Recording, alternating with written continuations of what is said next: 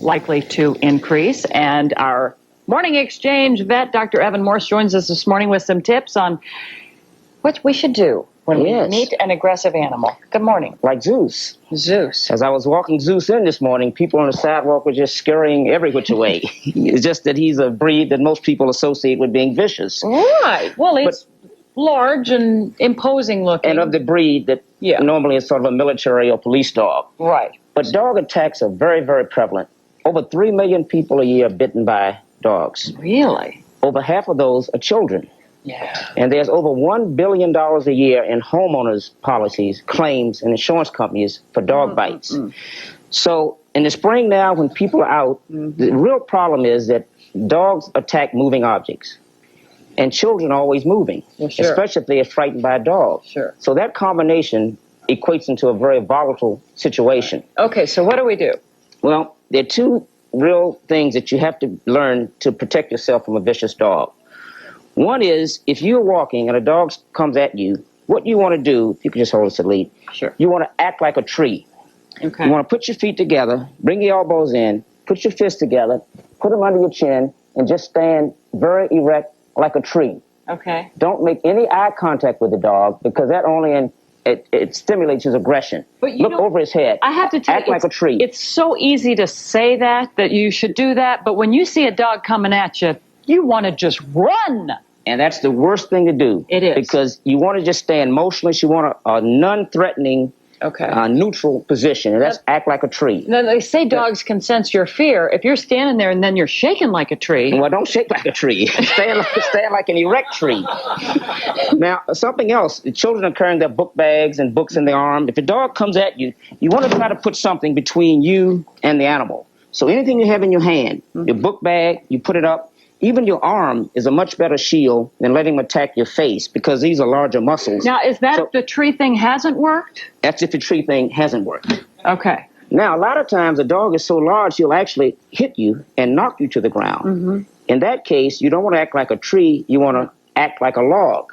And I'll just demonstrate here. You want to just get on the ground when the dog knocks you, and you get on the ground, you put your fist behind you, and you bring your feet together, and you just remain motionless. Don't put your fingers up. They'll bite your finger. Don't raise your elbow. And it worked. So you act like a log. Okay. What happens then is the dog sniffs you, and he actually becomes bored. Okay. And they'll simply just maybe lick you and walk away. Okay. So those are the two defensive postures that you want to do. Act like a tree if you're walking, or act like a log if a dog knocks you if you're already on the ground. Okay. All right. Now, what do you do if you are attacked? I mean, if they're biting you. Well, it's a matter of conditioning yourself. You want to remain calm. You want to use words like no, down, good boy, go home, but not in a screaming way. You want to do it in a very calm demeanor. Okay. Once you are attacked, if you start running and screaming, it's going to anticipate and aggravate the aggression. If you see someone being attacked by a dog, what should your role be? If you look outside and you see somebody, as Zeus is liking the puppy over there. Well, here again, now I've been a victim of this. A pit bull actually took a pretty big chunk out of me some years ago. If you're being attacked, if you're able to get your hand under the dog's chin and just put pressure on the carotids right here, that's the only mechanism that's been shown to stop the attack, because this cuts the blood supply off to the muscles here. Okay. So you just want to squeeze those two. But that's something that's really getting to be quite athletic and sort of out of the realm of possibility for a child or a small adult. Yeah. Let me ask you real quick, if you have an aggressive animal, how do you they should always be leashed? Spaying and neutering decreases aggression. Okay. Any dog that's been spayed or neutered, the aggression is lessened by 2/3. Also, socialization, early socialization and training decreases the ability or the propensity of a dog to attack. There are also certain breeds that attack.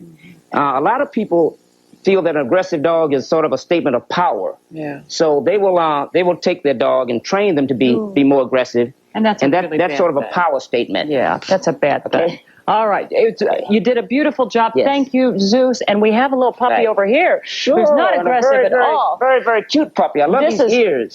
This is Radar. Sure. Actually, no, this is Sadie. She's 3 months old. She's a Sheltie mix. She is in need of a lot of love and attention. And she is at the APL, and you can call them at 216-771-4616. And, of course, they have a lot of adult cats and just a lot of animals at the APL in need of good homes. So beautiful. Thank you very much. Thank you, Dr. Morse. Thank you, Zeus. Zeus is liking Sadie's tail there.